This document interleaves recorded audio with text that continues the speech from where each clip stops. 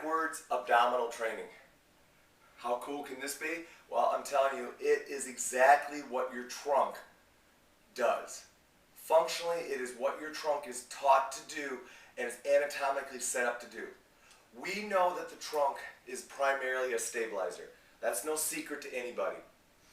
However, continually I see people training flexion, training the spine to be a flexor, training the abdominals to actively make the spine flex.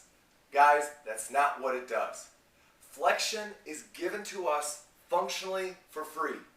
If you don't believe me, just stand on 2 feet, shoulder width, go ahead and bend forward, and let me know how much your trunk is working. And then do about 100 reps and tell me if your trunk starts to get tired. Unless you are cognitively squeezing your abdominals when you go into that flexion moment, you won't feel a thing. Muscles are reactors. We need to get them to react. In order to do that, we need to load them. The trunk is a stabilizer, therefore in order to load it and keep the lumbar spine from going into extension, we got to challenge it in reverse motions. So let me take you through this little progression that I think you're going to like in regards to training your trunk. First and foremost, you've got to get stable with pillar stabilization. So what we're going to do is we're going to put you down here and we're going to make you stabilize. And we're going to make you have to hold using the band. You've got to get good at those first. You know those. You've seen those all the time. Next, you've got to go ahead and get strong with standing pillar training, which means that you've got to get the ability to keep that spinal neutral and do stabilization and keeping that spine stable in all motions.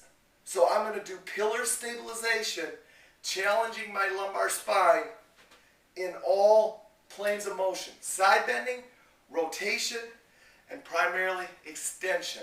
Or if you want to call it anti-flexion, go ahead and call it that. From there, we've got to go ahead and add peripheral motion. So now what I'm going to do is I'm going to go ahead and work on doing movement patterns that make me have to stabilize in a peripheral or a long axis position. Overhead squats.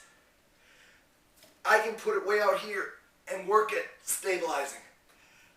What I'm doing is just increasing the axis to make my trunk have to stabilize more aggressively.